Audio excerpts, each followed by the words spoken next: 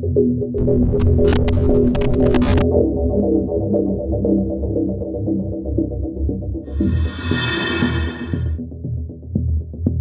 you're doing. I mean, what you're doing is brilliant work.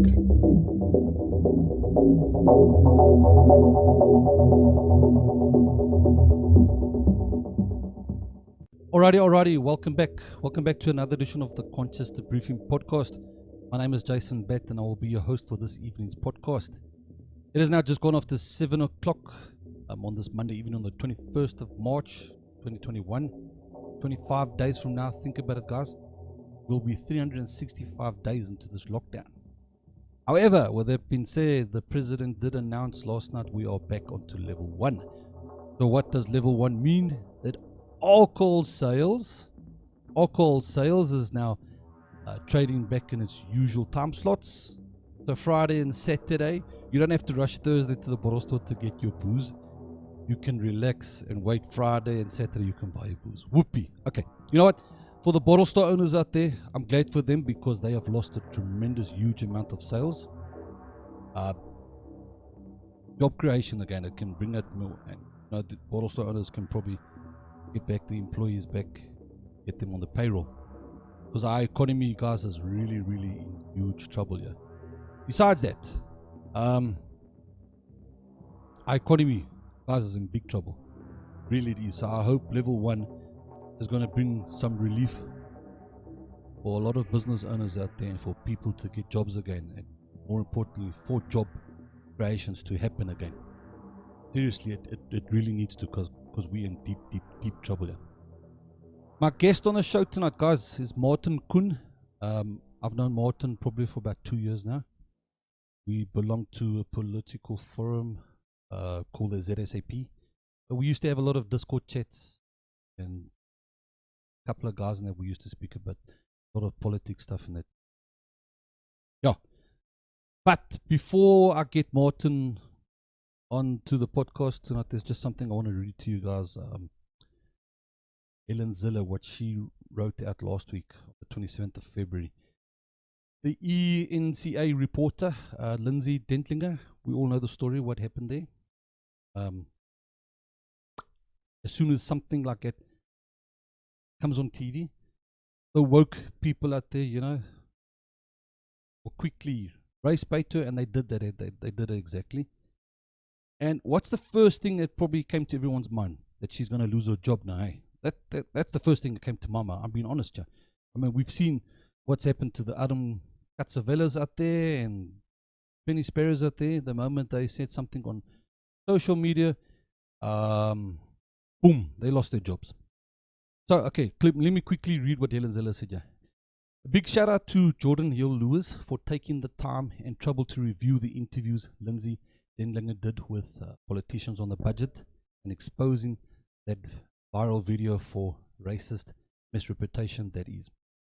Viewing the full roll of Lindsay's interviews, Jordan found that she had not distinguished on the basis of race, and had asked white as well as black interviews to keep their mask on. Now and again, under the pressure of live interviews, several people were not specifically asked to wear their masks, and they compromised both black and white. The malicious person or persons who made the video cut and spliced clips very carefully to make it appear falsely that she systematically discriminated between black and white commentators in respect of mask wearing. The person responsible for this deep fake even took interviews from other occasions entirely in an attempt to drive their racist intentions. Lindsay has now been cancelled in the most vicious way on social media. The question is, ENCA know the truth. Why do they not put it out there plainly and clearly that this was fake manipulation of the facts? My forthcoming book was written in the part for people who find themselves in a position like Lindsay. It contains a how-to guide in dealing with being cancelled on social media and how to fight back.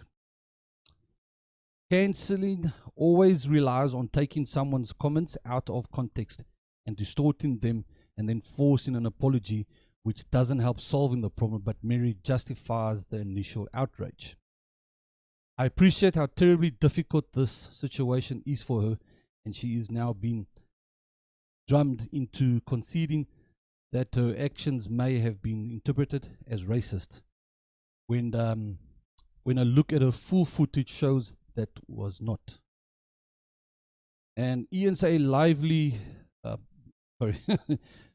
defense of her shows just how weak the spine of most of corporate South Africans actually is. This made academic of wokeness, which is constantly on the lookout for reasons to feel offended, is going to be disastrous for South Africa. Okay, I'll leave the link here. Okay, go through it, and I think some of us have heard of Helen Zille's book called Go Woke, Go Broke, I think it is, eh? You just have a copy out there. Read it, because this is just the thing about wokeness in South Africa, or the other word that people like to use, political correctness. Don't get me wrong. It is needed. Wokeness is needed. There's a lot of things that has come to light, and we've seen a lot of changes being made on it. And we're going to speak about it. Me and Martin are going to speak about it in the podcast. So let me get Martin on the line, and then we'll go into depth about why wokeness has been used as a weapon in this country. Martin, how are you, man? Yes. Find yourself, dude. Good, man. Excellent, man. Thanks for joining me on my podcast tonight. Yeah, always a pleasure, dude. Yeah, man. Look, we spoke briefly now about Ramon's his latest video on how the mainstream media stuffs it up again. Hey, crazy, eh? I doubt that's a stuff up. A stuff up is something you do by accident. That is a deliberate. That is a deliberate, yeah. I mean, that was deliberately done by the author. There's no way that happens by accident.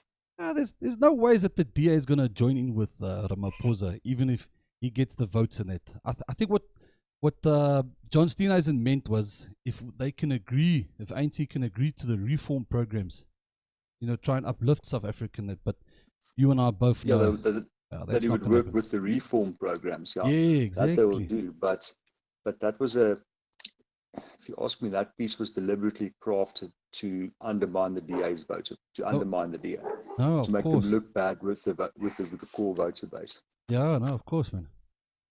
Okay, because yeah, you were saying, no, go ahead. Yeah.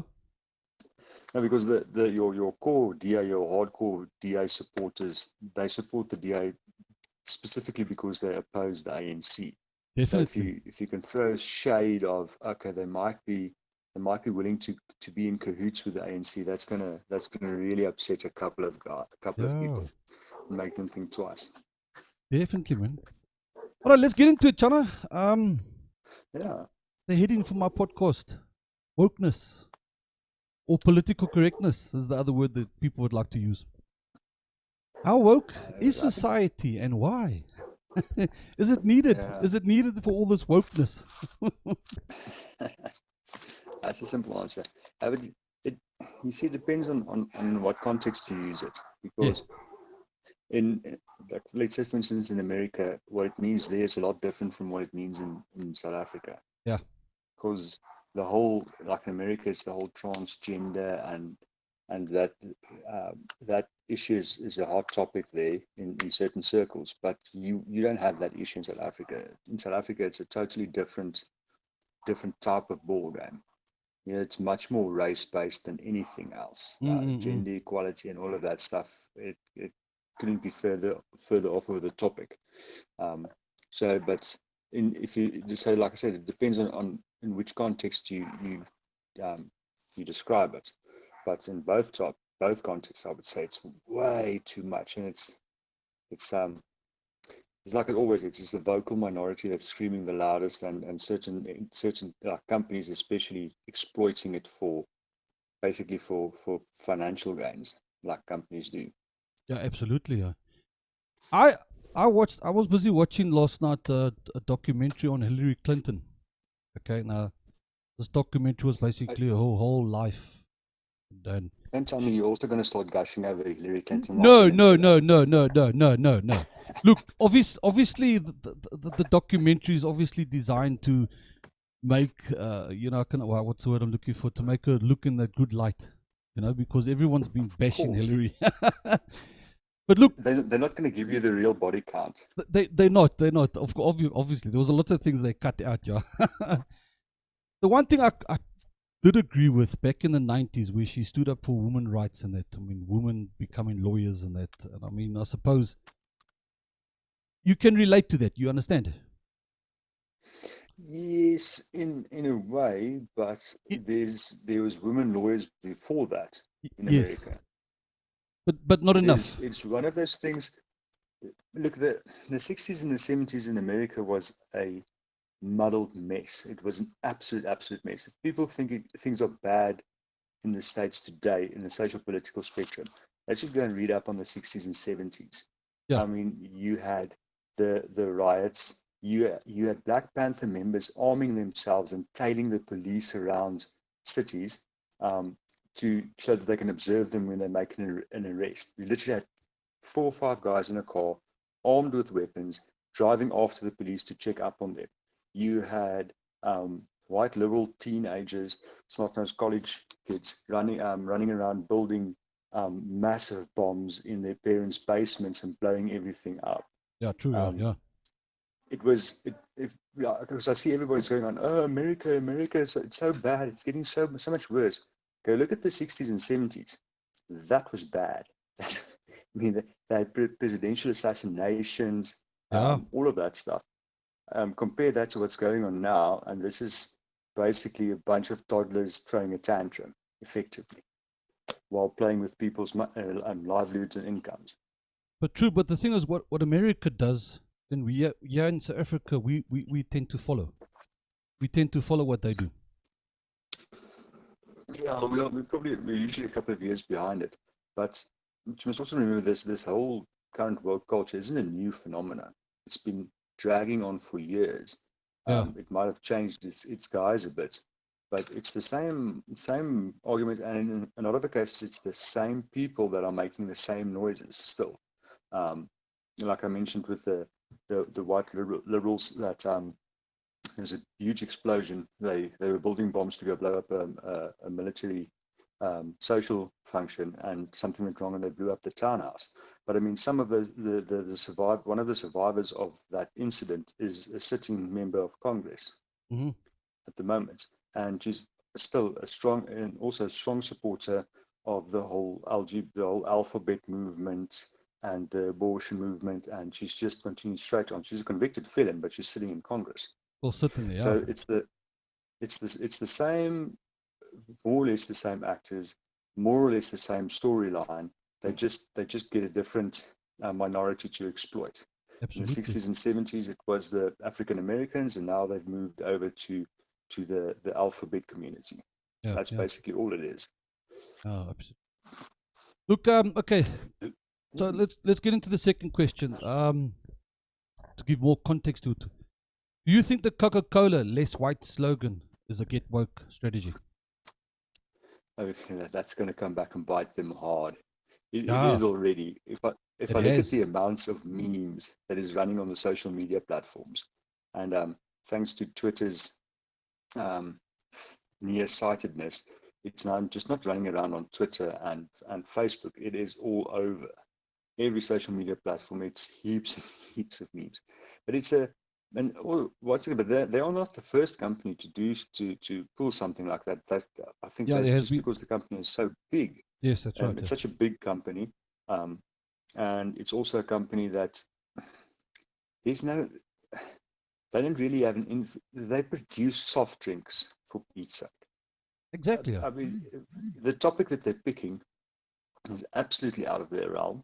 And I have no problem with companies advocating certain points, Mm. because one of the gripes I have with companies in general, and that is, as far as I can tell, right across the globe, is people treat companies like a separate entity. They treat it like it's a thing on its own. They forget that a company is made up of people.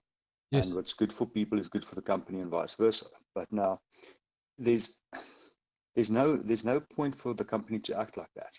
I mean, if you go and look at Coca-Cola in America and its subsidiary in, let's say, South Africa and so on, it's a the employment and stuff is slanted in the opposite direction. There's no inkling of racism in their companies.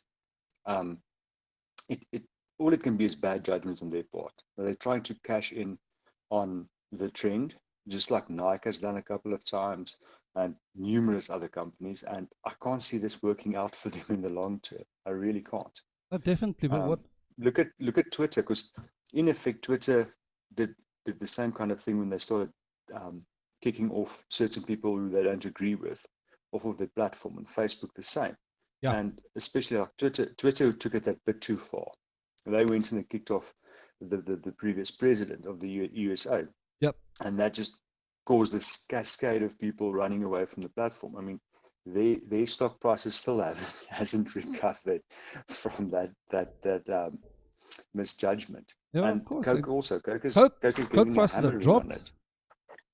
I mean, It drops. to go around to train their staff and say, be less oppressive, be less arrogant, be less certain, be less defensive, be less ignorant, be more humble, listen, believe. Oh, come on, dude, it's just crazy. How can you? In other words, be less of what your predecessors were to make America what it was, and to make this company what it was. That's effectively what they're telling you. They're telling you to shut up and put up and just do as you're told. Yeah, exactly. Which is not going to go. But I wonder if there's not a certain degree of member envy, because if you look at your big companies like your Facebook, like your Google, and those type of companies, they're huge. They make I think in GDP or in turnover, they're probably bigger than Coca-Cola. Yeah. Or very close to them. And we all know the Silicon Valley companies are notoriously woke and diverse to an immense degree.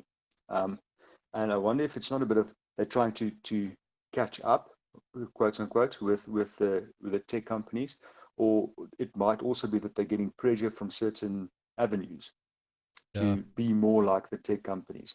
Because if you think about it, companies like Coke, they're also quite reliant on your big tech companies for their marketing and stuff. So it is conceivable that the tech companies like Facebook and Twitter and Google and those guys can put pressure on them to implement certain things. Yeah, of course. And also another thing to bear in mind is most of these companies use the same business analysts, quote unquote. You know what I'm talking about. The guy that walks in there knows nothing about your business and tries to tell you where he tries to turn things on its head to make it work better for some reason. They're all using the same people. Like on that level, like most CEOs do. They come into a company, they haven't got a clue what the company is about, but yet he wants to change all his policies. And these things that you see, like with the diversity training, quote unquote, that they're having, is it's the same bunch of snake oil salesmen that goes around to all the same companies and pitches the same shtick to them. So it's not surprising that it spreads. What is surprising to me is that the CEOs are so disconnected with what's going on with their own employees. And because the thing is, I can guarantee you, if you can look at head office personnel, your group of individuals that you'll get in a head office of such a big company versus the bulk of the employees that work for them, it's going to be worlds apart, absolute worlds apart. I hear you. So, I mean, I would like to see them give that kind of diversity training at one of their plants in, let's say, Detroit. Yeah. I can't see it going over very well. Yeah, well, like we just mentioned now, their share prices dropped heavy. They have been losing. I mean, Coca-Cola years ago, I mean, back in the 80s and the 90s, they were the number one top seller. And then slowly but surely, the cell phone companies like Apple, I mean, Apple's now probably on top. I don't know. But there's a video that I shared on my Facebook page today, showing a graph of how Coca-Cola was on top, and then slowly but surely, as the years went by, how Coke dropped. And McDonald's. Yeah, I don't know if you remember. Okay, it's slightly before my time, but the music survived from the eras, the old cola wars back in the 70s, Yes. where Coke and Pepsi was in tight competition. And yes, Coke's market share might have dropped over the years, but they haven't lost it to a single competitor. Mm.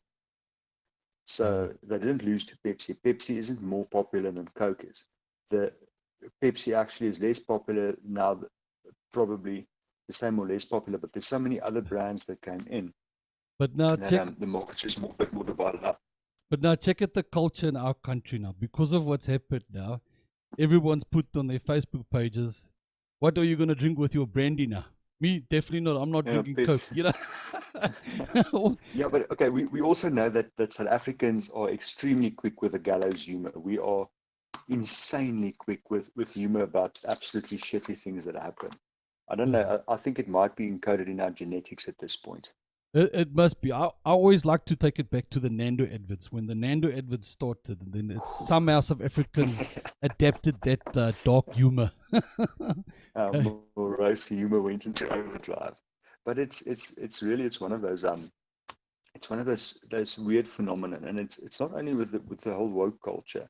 I mean, you and I chatted about it briefly earlier via text, where Yes. it's the culture. Like I mentioned, the owners of the companies think this company is an entity on its own. Yeah. We only look after the entity. The people are just mere cogs in the machine. Is they're replaceable, they're expendable. But the way I see it is, if a government brings out legislation or laws or whatever that is going to negatively impact your employees, and then I'm talking about the bulk of your employees, the grunts on the ground, then that's going to be bad for your company. So, and yet companies refuse to say, okay, this is our opinion on this matter, or this is our opinion on that matter when it comes to politics. But they're very quick to take up this wokeness culture because just now people are upset and they're not going to buy our products. But if you look at the figures, you can effectively don't if you can't say anything about any of this woke SJW Yeah. Exactly. thing. Your company can have no stance on that, and even if you're called out on it publicly, like really publicly, and you just say, well, listen here, we're not going to get involved in this. We don't have an opinion. We make cold drinks, sod off. You're Yeah. not going to lose it. You're not going to see a loss in profits. I'm convinced of it. You're not going to see a loss in profits. But going and alienating the majority of the people in your consumer base, that's a bad move. Of course. Yeah. And this is what's happened in the workplace. You know, the morality of business and corporate culture is falling apart. Look at the ENCA reporter from last week, and I mentioned it now just before I started this podcast. Yes. Helen Mm. Ziller did a piece uh, where she spoke about how somebody reviewed the video, how somebody made Mm. clips and spliced clips and made it look malicious, and that like she was Yeah. intended to be racist, but she But wasn't. I mean, it's no, she I also saw pointed it out there. I saw a couple of people post about it, but this is the thing. This is not new. This is media's been doing this for ages. And if I'm saying just in South Africa, they've been doing it for years and years and years. Yeah, Because for years. Yeah. to give you, for instance, um, I remember I saw a video. I came across a video clip from 1980, 1986, when we had this last state of emergency, when because there was a prolonged state of emergency in that year.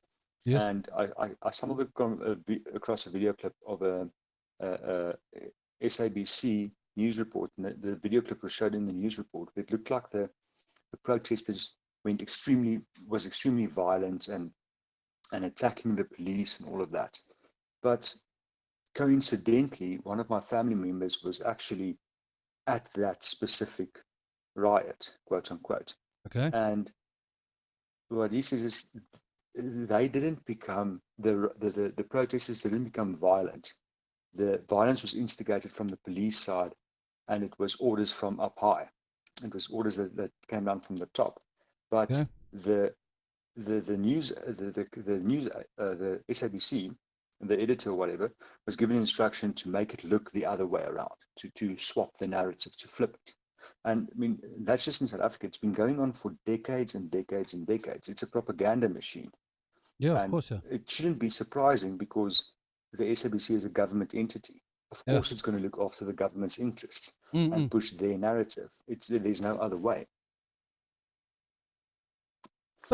But this thing of I mean, this thing of apologizing. I mean, should we always apologize?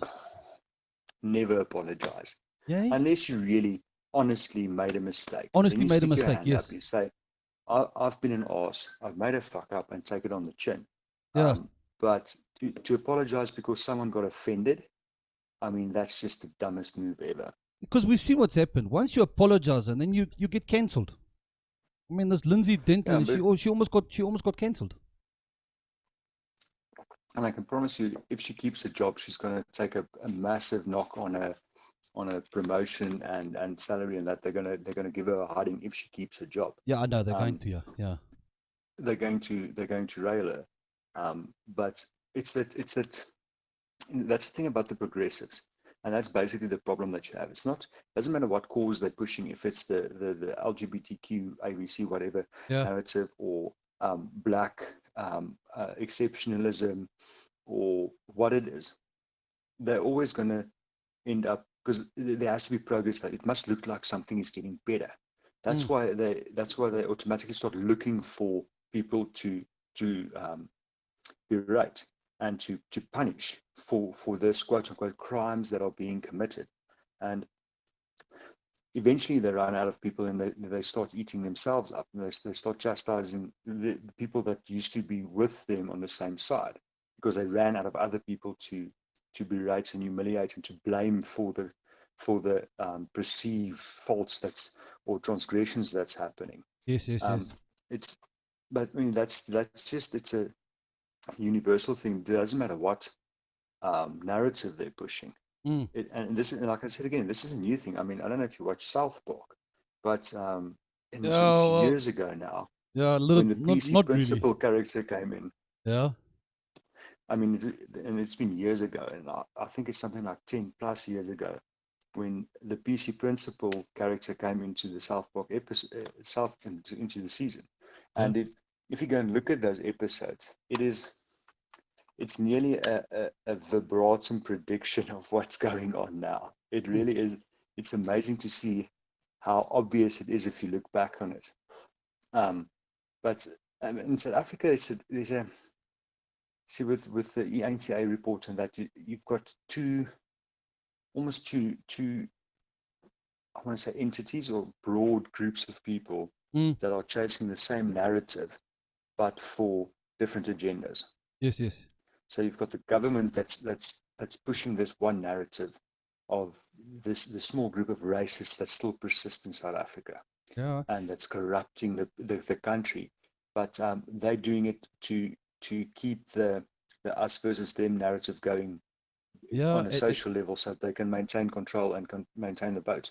And then you've got another group, which is a more malicious group. That's more like your Malema and the EFF and those. They do it purely for Yeah, I was going to malicious come to that. purposes. Yeah, They yeah, want to yeah. sort of enact retribution on the group of whites that are now so racist and are responsible for all the Absolutely, evils in yeah. the country. Absolutely, yeah. Bar the fact that most of the people are A, not alive anymore, or B, geriatrics, basically, at this point. Um, And and it's concerning. taking into consideration that EFF belongs to this board that's supposed to support the narratives of freedom of speech for the journalists, you know. And they're going out there and they're blocking certain things from being on the air. Yes, but if you're in journalism and you really believe that you've got freedom of speech, you're obviously working for the SABC, you're listening to your editors and chief of staff. Mm. Because if you just think about it logically, if I remember correctly, you have your own company, right? Mm. Okay, so imagine you have a PA, a PR, public relations officer in your company. Yes.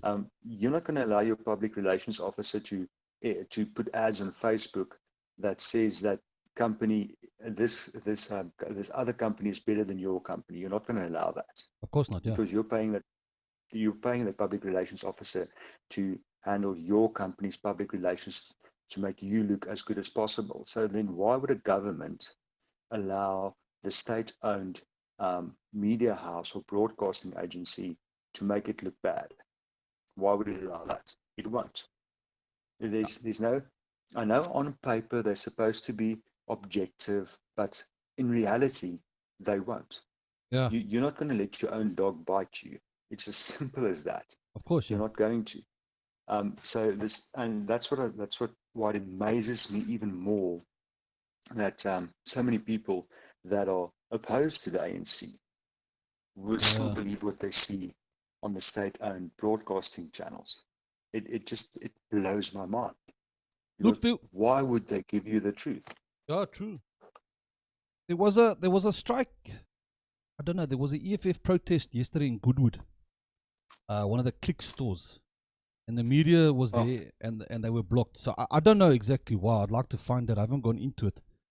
But that's exactly what I'm coming down to. I mean, why is politicians now blocking media from reporting certain well, things? I can if I can take a guess, there probably 10 guys pitched up for the protest, and it wouldn't look good It wouldn't look good on if TV.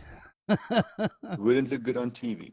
And that's another thing. I mean, I know a lot of us have picked up on that. The EFF is like the interference machine of the ANC.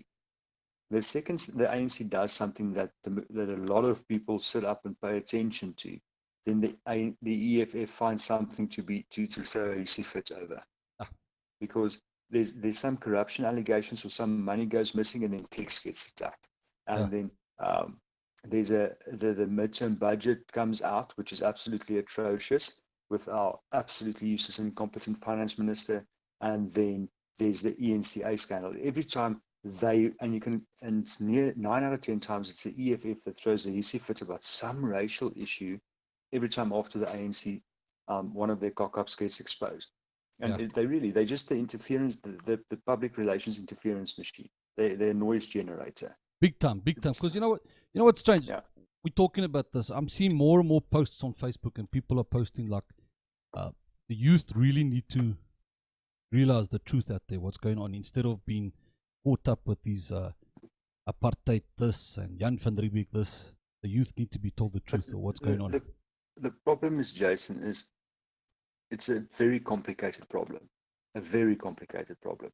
And you need the majority of people that have substandard education to realize that. And I don't mean it in a derogatory term. No, of I course, yeah. mean, the We're state not, yeah, we're not here to deliberately, discriminate. Yeah, yeah, of course, yeah. I mean, the state deliberately made sure that the education system and especially the public education system Yeah, the is 30% pass rate. Yeah. substandard. Yep.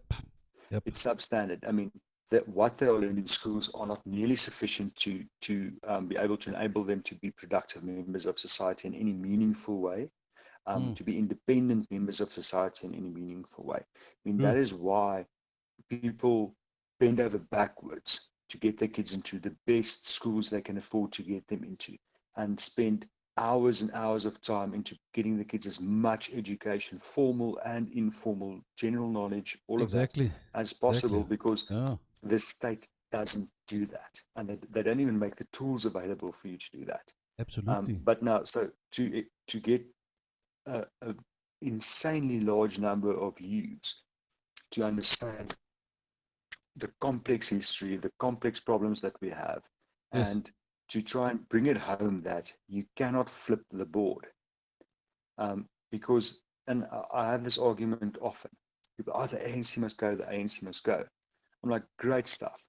Mm, So you want to take that, if you cast the ANC in the role of the dictator, okay, take the dictator away.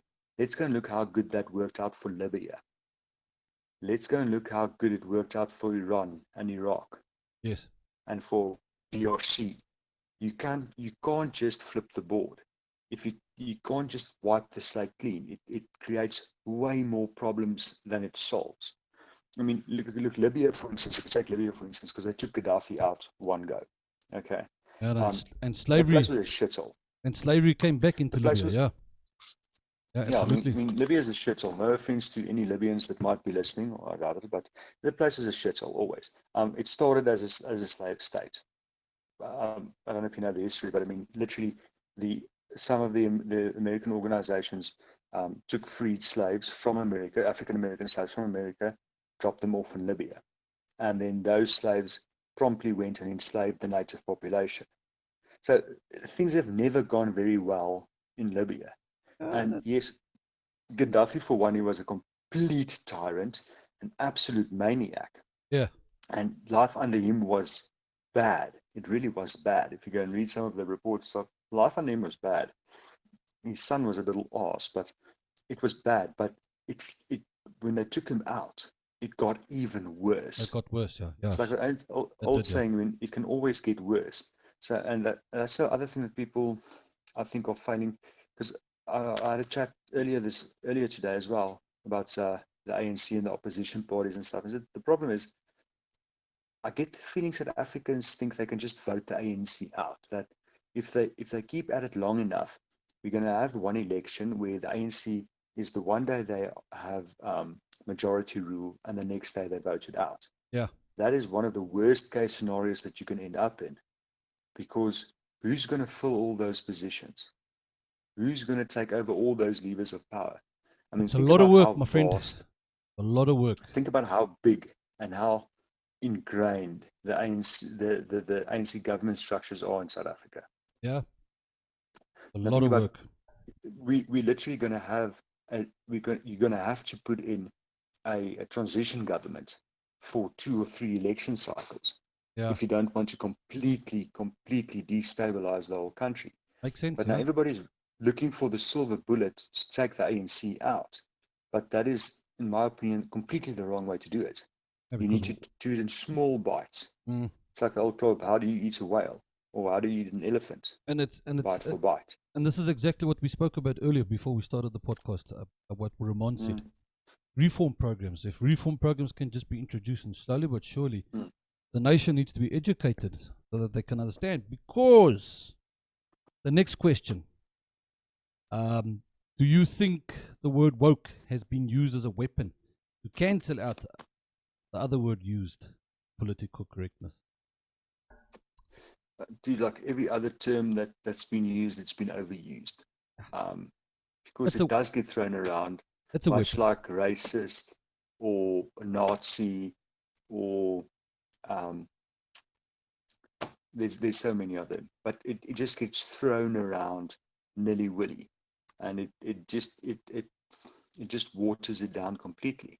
Yeah. Because think about this: in 45 or 44, 1945, 1944, if you pointed your finger at someone and called him a Nazi, that carried some weight. It It did. was reserved for a It, very, very, very specific and and group of and people. ironically, by you saying that, back in those years when you were called a housewife, when your wife was called a housewife, today you can't call her a Mm, housewife. They would rather be called house executive or housemaker. So yeah, yes, yeah, yes, I'm but with you there. um, I mean, if you just off topic, small tangent. Did you see? I don't know if you noticed. I think it was one of the states in America actually expelled or kicked a guy out. He was a naturalized U.S. citizen because he was a soldier that worked in one of the Nazi concentration camps for like 6 or 7 months. Yeah, And at the end of the war, he fled Germany, and he obviously didn't declare that because he came to America because he basically ran for his life from the Soviets. yeah. But he's 95. Okay, this he was Jeepers. literally he was a prison camp guard for 6 months. He was they had conscription there, so he was forced into the military, forced into that job. He did it for 6 months. There's no evidence whatsoever that he was involved in any atrocities whatsoever, and they booted him out of America. So this Jeepers. guy's been staying in America since 1945, 1946. He's 95 years old. They Wow. sent him back to Germany to start over.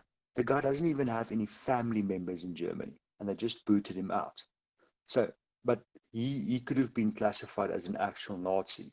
If you really, really want to, you can put that label on him. So, I Yes. mean, that's the weight that the word used to carry, and it's got so watered. And it's the same with woke, and I've seen it lots of times, especially on social media, because someone would say, for instance, yeah, I think transgendered people should have the same rights as the rest of us. Which, if you think about it logically, very few people will disagree with that statement. We're not looking to exclude them or anything. But then the people that's, especially the right-leaning people, will immediately say, oh, yeah, but you're just woke. You're just being a social justice warrior. You're just busy being woke for the sake of it. Mm. So it gets thrown around like a ball of mud. And it loses all meaning after a while. Of course, yes. Completely loses meaning I after a mean, while. look at a couple of years ago with the Gillette advert, the masculinity of it, hey? How that just it went off bonkers. Eh? Everybody went mad about it. But here's a question. Probably another tangent, but I've spoken to a lot of women. I asked them this question: what type of razors do you buy?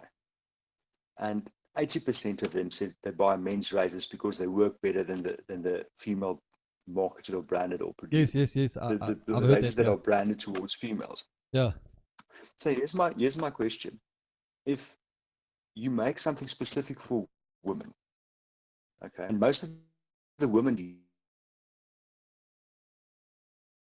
Oh, use it, they okay, yes, I'm back. I don't know what happened there. okay. Don't worry. Okay. Welcome to Africa. The network was not favorable with us, but don't worry. I'll edit that out. That's fine. Yeah, yeah, no problem there. All right. Where Are we we? still recording? Yeah, we're still recording. Yeah, but I'll just edit that out. Oh, yeah. We will. With the whole Gillette thing. Yeah, with the Gillette thing, you said women prefer the men's razors. Huh? Yeah, Yeah. yeah. But now, if you, and that was a couple of years ago already when that was an issue, and that was just after the whole gender pay gap thing was basically debunked along any reasonable audience. But you can see, if you look back over the years, you can see the escalation of the progressives. They start with, okay, no, but here's an issue, and then they harp on about this issue. Let's say it's gender uh, gender equality in certain fields, and they harp on about it for a long time, and they scream and they make a noise. Yes. And then a bunch of evidence gets presented to them that shows them that, listen here, there's no discrimination in the different fields. It's just women choose not to do the work. Yeah. It's simple fact of life. They choose not to do the work. And then they went on to the pay gap. Oh no, women earn less than men. And then it was, oh no, black people earn less than white people. And they keep on progressing because they have to progress, because that's their ideology.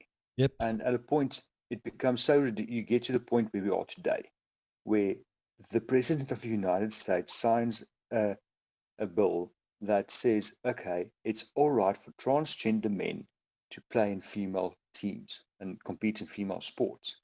Yeah. That's the level of absurdity that we've reached. It is just ridiculous. It just gets totally out of hand. But like, as a couple of people have pointed out, and a lot of them are much more learned than I am, that this is sort of like, it's quite possible that this whole movement, this whole culture is reaching its end stages, because they're getting to the point that where all that's left for them to devour and to progress is to start ripping themselves apart. Mm. And you sort of starting to see the beginnings of it, where the LGBTQ community, that's your transgenders and your queers and that and so forth, would they're attacking the normal gays and lesbians, because Yes. believe it or not, of all the gays and lesbians people that I know, most of them are conservative, and I'm talking conservative. Okay, Absolutely. Yeah. uh, nuclear family in their sense of the word. You work, you functional conservative members of society. They don't want all this hullapalooza. That's not who they are. So now the rest of the community is like sort of like trying to alienate them. And slowly but surely, the group of agitators gets smaller and smaller and smaller, and they get more divided up. So hopefully we're at the end stages of this. The only thing is, I hope that people pay attention to which companies flip-flopped and just went with what they thought was the mainstream narrative, Mm. and punishes them accordingly. Well, I'm hoping But I'm like I hoping said, it's a start. I mean, I would like to read the book from it that Helen Ziller wrote. What's it? Stay woke, go broke. Yeah, yeah, but I'd like to get a I don't copy of know. it and read it. I'm What? not. I've got nothing against Helen Ziller. I really don't. But she, I'm not. No, I'm not the biggest fan. But one thing that she does, if you look at her life over the last 50 years, say for Mm, instance, she went from being a legitimate social justice warrior in a country where she had a legitimate cause to fight for, because I mean, she was very active in the yeah, in helping the ANC and people that was exiled out of South Africa, people that are basically against the National Party government. So she was, back in the day, she was a legitimate social justice warrior in a country where it was a legitimate issue, yes, and where she's now moved to the opposite side of the spectrum, where people are, the social justice warriors of today are actually fighting against her, of all people. yeah, And in South Africa, it's particularly funny because they are accusing her of the exact thing that she spent the majority of her life fighting. fighting for you. Now she's being accused, yeah, fighting for. Now she's being accused of being a racist and I don't know what else. So, but Yeah, it shows you the, it's that progress for the sake of progress mentality, which is, but and that's just there's it. lots of, That's why we're having this podcast. I mean, it's wokeness, it's political correctness. It changes you. but, It does. It completely but it sort changes of you. ties in. It ties in nicely. I saw a video on this one. I think he's a neurologist or neuroscientist of some sort. And I think he coined the phrase midwit. I don't know if you saw that video, No. but he surmised that obviously if you go according to the traditional Western scales of of intellect, you get the people on the low end and you get the people on the high end. So the people on the very low end of the scale, they don't really quite fit into society very well, and they most of the times they're outcasts. And then on the very high end of the scale, that's your geniuses, and they also don't fit into society very well, but they're tolerated because they add value.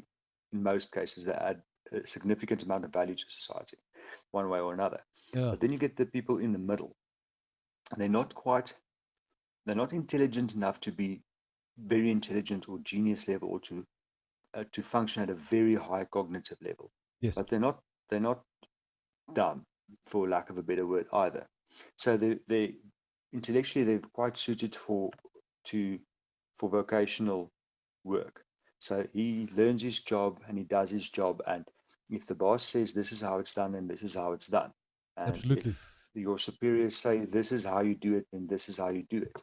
So that's the people in the middle. That's the majority. That makes up a large chunk of society. So his theory is that that's the portion that really causes the problem, because you get your small group of outliers that push something like, okay, no, but uh, every country's flag must have the LGBTQ flag in it and the black power symbol in it, otherwise the country is racist. Mm-hmm. Okay, so that might be 0.001% of the population. But then someone, just one person, so let's say they work at a company, and the boss says, okay, now, but we must do this story to sell the product. We must adopt this stance to sell the product. And then all the midwits in that environment also push it because authority said this is how it should be. Yeah. And I must say, if you think about it, it does carry a bit of weight. Is that people that's It does. just It's smart enough to kind be of dangerous. kind of sounds like Darwin's theory also as well. It's the same. It boils down to Mm, the same. The strong will but survive, you know and what mm, but you know what the big problem is if you really start to discuss this issue of wokeness and the PC culture and all of that, it is such a nuanced problem and such a nuanced phenomenon, and there's so many aspects that work in that contribute to this culture, absolutely, and yeah. to varying degrees and on various levels, because you can attribute some of it to the massive urbanization that's taken place Mm, um, in America and Europe. It was with the Industrial Revolution. In South Africa, it was basically when the ANC came to power, because we that's when South Africa experienced the same um, measure or the same magnitude of urbanization. We missed it in the first time around because we were in deep dark Africa. Yeah, yeah. But if you think about it, since the ANC came to power, dude, millions upon millions of people migrated towards the urban areas, towards the cities. That's why we have, I mean, go look at a Google Earth photo of just how massive, absolutely massive areas like Soweto, Shoshanguve, Oh, yeah. Mamelodi, Deep Sloot. Dude, it is immense. I do it It a is lot. immense. And I love going on Google Maps and it just to get an idea. I love doing it. I yeah, do it a lot. Yeah. just to get a visual representation of what it is. So I mean, think about in the short span of time that massive amount of people migrated from the rural areas into your urban to your city areas in such a short period of time, and your cultural effect of that is going to be, and your societal effect on that is going to be immense. Yeah. And I can see it in a small scale. The one lady that works for me, we had a chat about it the other day. Because think about it, her mother was diagnosed with dementia a couple of weeks ago, or like Mm. a month or so ago. But her mother was still staying in Hammanskraal. Now she stays in Shoshanguve. That's a good 20, 30 k's away from each other. But now her mother was staying alone. The family structure that would have been there 60 years ago, it's the whole extended family, aunts, uncles, nieces, nephews, all of that. That's all evaporated. Mm. It's your very old people and the very young that stayed behind in the rural areas, and the rest have all migrated towards the cities. And True. so now on both sides of that, you have lack of support structure. You've got the old people that stuck out in the rural areas that has Yes. got minimal support structure, and the working age young people, quote unquote, that's in the city areas that's also got a lack of structure. So this is this whole imbalance, and it throws everything off kilter, and then all sorts of problems can creep in. Um, Add to that the massive technological boom that South Africa experienced, Yes. because I mean, like I said, we're in deep dark Africa, so everything comes a couple of years late. I'm not that old, and I can still remember the TV switching off at 10 or 11 at night, and that was done. That's it for the day. Yeah. 3 channels to watch. Mnet if you were in the upper working class, and it switched off at 10, 11 o'clock. Um, Dial phones, but to where we are today. I mean, I'm sitting on my phone having a chat with you that's sitting in, I don't know where you said Joburg somewhere Uh, if I'm not mistaken. yeah. Vanderbijl Park. Yeah. And I can, yeah, Vanderbilt Park, and I can simultaneously message other people and Google something or check my Facebook, or the technological boom has been immense. So you've got all these little factors which, in my opinion, all can be attributed to techn technology evolving quicker than society can adapt to it. Yeah. That's it. In That's it. You hit the nail on the spot It there. boils down to that, Yeah. You hit the nail on the spot because there. Yeah. everything, the technology is available and it's changing so rapidly and so quickly, but society hasn't had chance to adapt to it. Yeah. And There's our not biggest not in problem the is least. we're not overpopulated. I will disagree with it. We're not overpopulated. We just don't simply have enough resources for everybody to have enough jobs out there. I mean, Yeah, imagine but you see imagine that. manufacturing. If manufacturing can take off, how much jobs there will Mm, be available in this country of ours? Plenty. Everybody but will you see, work. overpopulated is another relative term, if you ask me, because if you go and look at the physical resources that's available in the country and the larger marketplace in which we play, then no, we're not No, we're overpopulated. not. Yeah, definitely. If We're not everything is done overpopulated. correctly, if everything is done correctly and everything runs like it optimally, then we're not overpopulated. But We can have a if you look at GDP our that's current booming. situation, if you look at our current situation, with our current government, our current infrastructure, our current deficits, then we are. In reality, Yeah. you've got so many people that's either unemployed or unemployable, Yeah. that how are you going to build up a country when there's 30 million people that are their only form of income is a government grant or family members or something like that? And It now that doesn't take long. yeah, You and can now do that grant's been you can put in extended a new another 3. Yeah. yeah. I mean that's just the COVID grant. We're not talking about social grants, Yeah. disability grants, old age pension grants, all of those. Um, so you can put the best government imaginable in charge of South Africa, and I'll bet dollars to donuts that at some point, some wisecrack is going to come along and promise the earth, moon, and stars to the 30 million unemployed and unemployable people in the country, and he's going to get elected. Yep. You see what I'm saying? The Absolutely. deficit is so big. Because if you go a bit up north to the other countries where that went completely belly up, take Zambia, basically went belly up. Yeah. Um, Angola, the same thing. They only started to turn around once a significant amount of their population immigrated out of the country, down Mm-hmm. south in most instances. So, because the deficit, I think there really is a critical mass of employed people and unemployed people. And if you go over that point, you're not going to reverse it without before the numbers go down to Yeah. get the balance again, to go back to that balance of it again. But yeah, Check it a lot of check people it. say I'm overly pessimistic. Check it. Rwanda. Rwanda's doing good. Mm. They're showing good Rwanda signs. is doing If good, they're doing very well. yes, but they are a third of the population they were in 1990.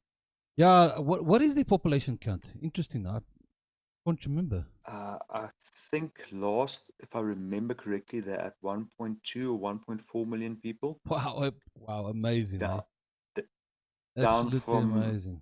I'm going purely off my shoddy, bourbon riddled memory here. If memory serves, they were in the region of 3 or 3.2 million in 1990. So A- they've dropped with a bit more than 50%.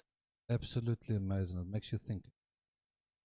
Yeah, because obviously they had the whole Rwandan genocide and the mass Yeah.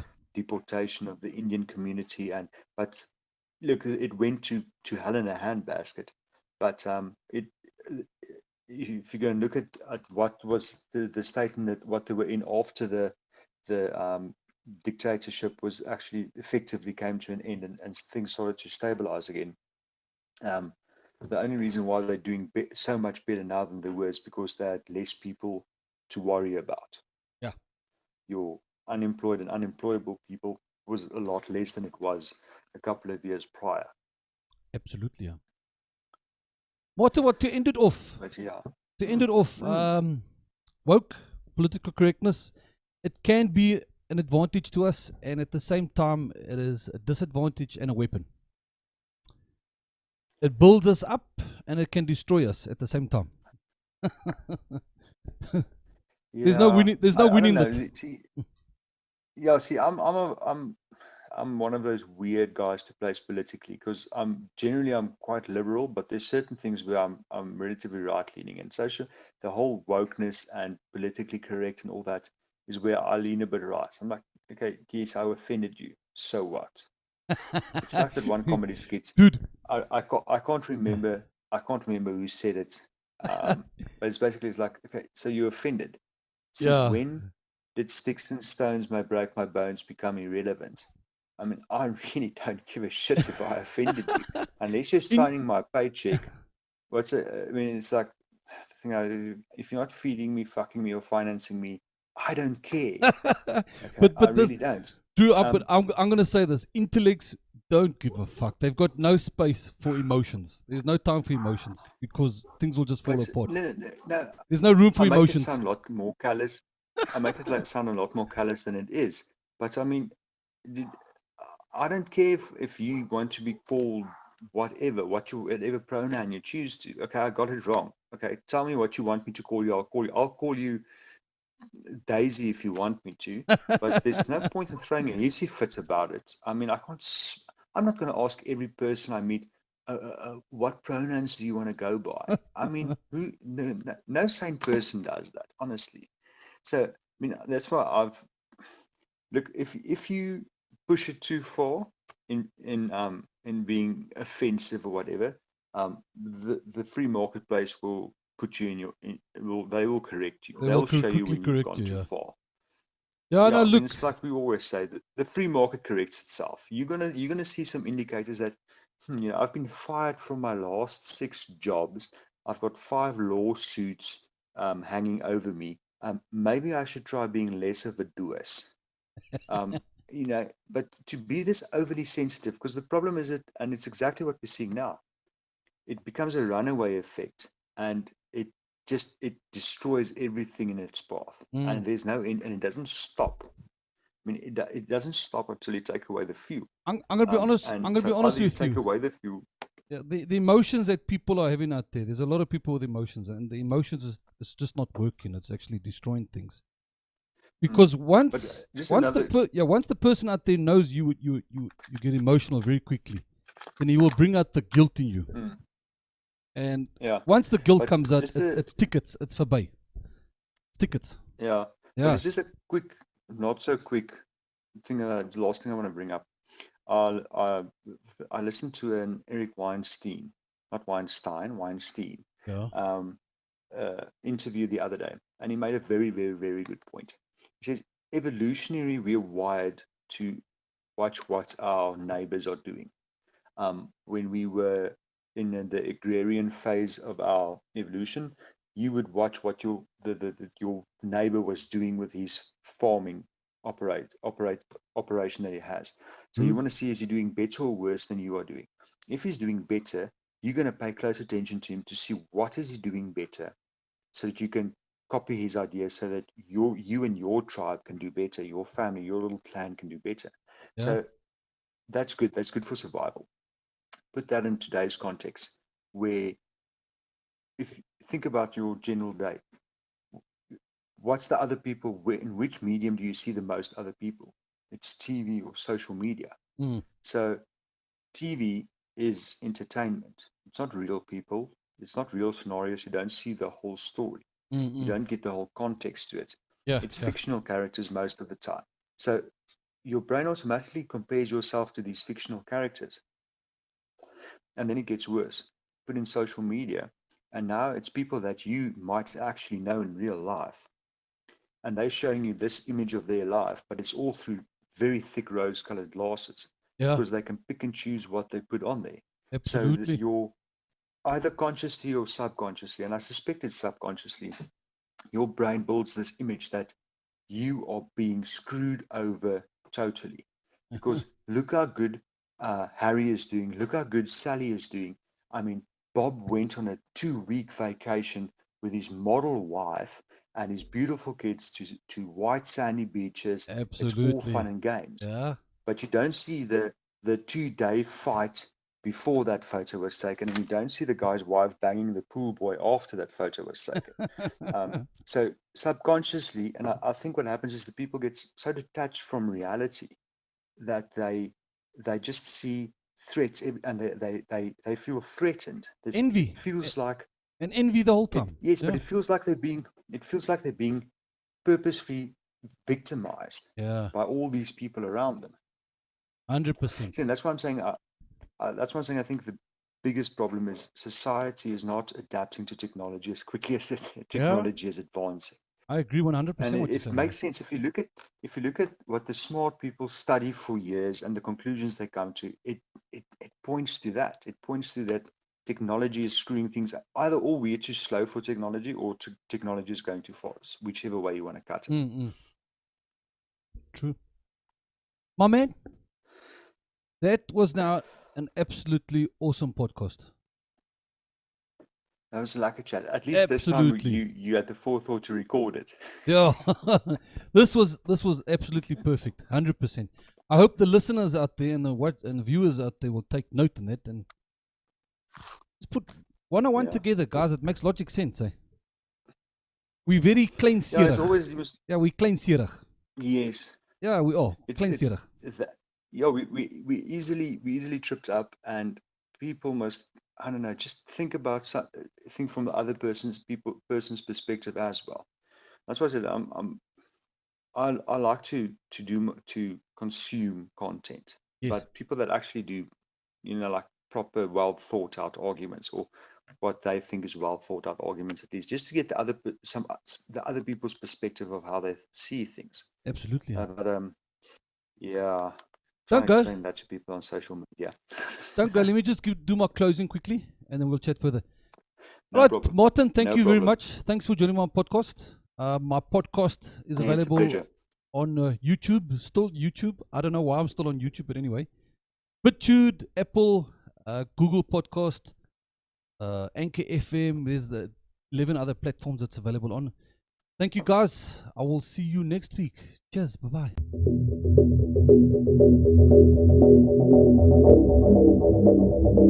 bye.